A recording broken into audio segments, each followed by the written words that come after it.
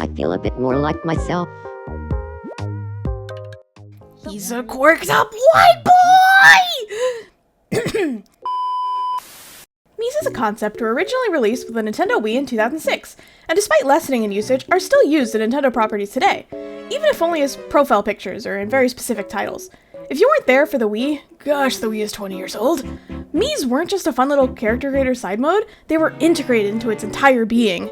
When purchasing a Wii, along with the console, you would get a copy of Wii Sports, a sports minigame collection where your entire save file was tied to a Mii character. All your performance stats were tracked and displayed after you played a round of whatever sport, and all the other players around you, or even the crowd, were all made up of the Miis you had on your console. It became not just a customizable avatar for your own identity, but a medium in which emergent storytelling can occur when you hit a tennis ball outside of the court and it nearly hits your grandma in the face.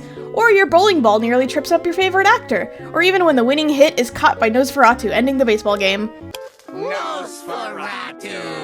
Miis became a central part of the Wii's brand, and many games incorporated them to some extent, though not many doing so as much as games like Wii Sports. It was fun to see things like your Mii riding alongside Mario and Funky Kong in Mario Kart, or the uncanny Mii head walking around alongside your villagers, Animal Crossing City Folk. Ugh. Anyway. The history of Miis is heavily tied to the concept of self-expression and wacky hijinks, and as Nintendo continued to release consoles, the Miis waddle alongside, continuing to be implemented and even expanded and improved upon with each system, even including the ability to import Miis from other consoles or even other players. So it's no surprise that eventually a game like Tomodachi Life would be created. Originally released in Japan in 2009, Tomodachi Collection on the DS was the original installment of the Tomodachi Life series, and was the best-selling game in Japan the week of its release, hitting over 3 million copies by the end of its first year. The game featured most of the content that we associate with Tomodachi Life, including the silly wacky events, relationship dynamics, and of course the concert hall. Being on a handheld console, it suits itself well to being a game that you leave and come back to regularly to see what your Miis have been doing. Taking cues from games like Animal Crossing, the real time passes even when the player isn't actively playing, making the world feel all the more alive, and as if the characters themselves have their own goals, needs, and interests, as you see what they've got up to while you're away. The developers were interested in making an international release of the original Tomodachi collection, but the voice synthesizer was originally designed with Japanese in mind, and proved to be difficult to localize in other languages, so it makes sense that when they made a sequel, they moved ahead with releasing it worldwide, keeping the Japanese word Tomodachi in the title, in hopes of creating a stronger brand recognition, as well as intrigue and interest into what the game was about. The sequel improved on the mechanics of the original in almost every way. Though the frame rate and some of the transitions took a bit of a hit, the overall quality of the visuals and depth of the features was vastly improved to create more intricate interactions and stories that your Miis could tell. The Miis themselves also got an upgrade with the move to the 3DS, adding more options for customization and expanding the already vast possibilities of the seemingly simple Mii creator. The international release of Tomodachi Life was greatly successful, hitting over 6.5 million copies to date, and having a cult following only growing larger by the rise of social media, allowing players to share the silly moments happening in their game, and clips of their Mii of a famous celebrity getting turned down by Freddy Fazbear in favor of Peter Griffin from Family Guy. As more players discovered the series, the want for a sequel, or third installment for Japanese players, grew more and more each day, so when Living the Dream was finally announced, the hype was massive. And so everyone was excitedly tuning in to the most recent Direct to see what new information we could find out about the latest installment in the franchise. And that's when we met him. If you clicked on this video, you already know who this is. But if somehow you don't, this is Hugh Morris. Hugh Morris. A silly jester clown guy introduced in the American version of the Tomodachi Life Living the Dream Direct. And the internet has been feral for him ever since. But why? His design is fairly simple, maybe even unoriginal to some people, and so many people hate clowns, so what's up? Well, aside from the Direct telling us that he's apparently the hottest person alive, did you see everyone asking him out? I think part of his appeal comes from his simplicity. He's memorable, easy to identify from a crowd given his colors and silhouette, but I think it's more than that. The Direct makes a point of showing us his personality, and he's confidently goofy and silly, and everyone loves him anyway. He makes people smile and laugh, even if he isn't a fan of monster trucks. Plus, seeing the story unfold from Angie, our main character in the Direct's point of view, where she gets stood up and falls for Hugh after he comforts her just to get turned down after building up the chance to confess, since the person she introduced him to ends up crashing the confession, it definitely leaves an impression. But either alone wouldn't have led to his widespread popularity, though. The characters from the Japanese and UK Directs don't have nearly as much popularity online as Hugh does, after all, and I think that's partially due to how he stands out amongst the other characters in the US Direct, despite them all coming from the same base of Miis. The UK Direct has an alien on its island alongside their clown character Bubbles, and Japanese Direct had an old man. He's not really on the same level as Hugh. Sorry, Carlo, I know you're an OG from Wii Sports, but you've again lost to another me more memorable than you. But how can such simple designs make people go crazy?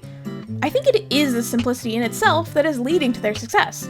Miis were originally designed to be versatile enough to create anyone, but also they're not quite detailed enough to ever be perfect. You always have to use a bit of imagination to fully see the person, and that exact limitation is in fact its strength.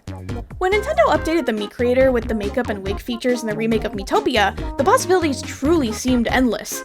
But when encountering something that you somehow couldn't make, it would often end up feeling uncanny to me, or frustrating. You can perfectly make so many characters, but I can't make this one, or I have to slap a sticker over their face because the hairstyles just don't work. It ends up being so much more obvious what's missing or what's wrong the more detailed the creator got. Maybe it's a skill issue, but still. To me, Miis were at their best when they pushed the creator to its limits, to create things that sometimes you had to squint to understand. Eve from WALL-E was a personal favorite from my childhood, because not only were they possible, but you could see how it was done and recreate it yourself if you wanted to, usually with just a glance. You could see and understand how it was achieved intuitively most of the time, but could also find tutorials everywhere online. With Miitopia, often your only choice was saving someone else's Mii, which took away a bit of that personal attachment and satisfaction from seeing the character come to life in the creator itself, unless you spend agonizing hours attempting to make it on your own to likely limited success. At least that's what happened to me. And it made me miss looking up the long list of Mii making guides online and seeing all the creativity with such limited tools. Maybe I'm old-fashioned. Maybe I'm just stuck in the old ways. Maybe I'm just no good with the new tools. But I think from what we can see from the Direct, the new Mii Maker is this perfect solution. A perfect blend of new and old. Looking very similar to the clothing creation in Animal Crossing, it adds that increased amount of personalization and possibilities without adding layers and layers of pieces that Miitopia did. It feels more intuitive, and I think that's the key. Understandability. The Mii creator is so straightforward to use, and yet so versatile, anyone can use it. Anyone can make anyone, or anything they can think of. It's approachable. But also the things that you can create are all charming. Their simplified eyes and mouths and nose are all cute or cool and make the faces that you can connect with, and suspend your disbelief into seeing anyone in them. So how does that make Hugh so insanely popular? Hugh Morris, aside from the framing around him, is also a very appealing design. His cohesive color scheme and little sparkle in his eye make him immediately read as mischievous but fun. The purples and reds in his outfit match the gradient in his hair, and his face paint is very gestury, to avoid the clown fear and uncanny connections to the racist history of things like big red lips that are so often associated with clowns. Not to mention, of course, I feel a bit more like myself. the way he stands. Every little piece of the puzzle comes together to form a full, silly, whimsical picture that makes him so endearing. But Crystal from the Direct similarly resonated with many from the way she speaks. We haven't met yet, have we? My name is Crystal. These characters each have their own unique quirks that complement their memorably simple designs in ways that drag them straight into our hearts. Miis are inherently a little cringe. Their emotions run rampant when they do the silliest things, they bust a move when they eat their favorite food. It makes watching them almost feel like watching a heavily dramatized reality TV show, only all the characters in it were all made by you and maybe your friends. You get to watch them all be cringe, but free, enjoying the little bits of life with wonder and causing drama along the way, but ultimately always trying again with a little cheering on from those around them. It's a message about community, being true to yourself. Wear that outfit that makes you feel happy, dye your hair that fun color, try talking to that person you think is cool. You never know what might happen. And the more you experiment and play in real life, the more you can find out who your true self is. You can feel a bit more like yourself.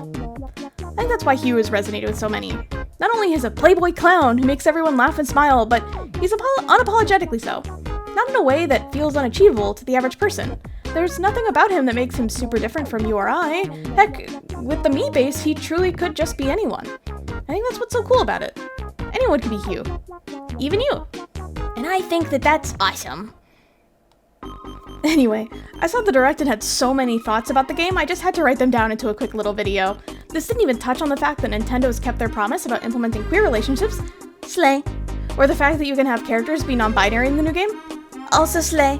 But I cannot understate how excited I am for the game to come out. I might even add Hugh to my island for fun, just to see what happens. Are you excited for the new Tomodachi Life? Are there any features you hope get added or hope don't make a return? Let me know in the comments. Otherwise, if you made it this far, feel free to drop a like and subscribe. It really helps out and it means a lot to me.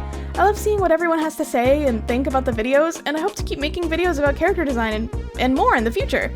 Until then, I've been Ray. Remember to take care of yourself and have a great rest of your day. Bye-bye! Hijinks. And it's Nintendo! But the voice synthesizer was originally designed with the paste paint.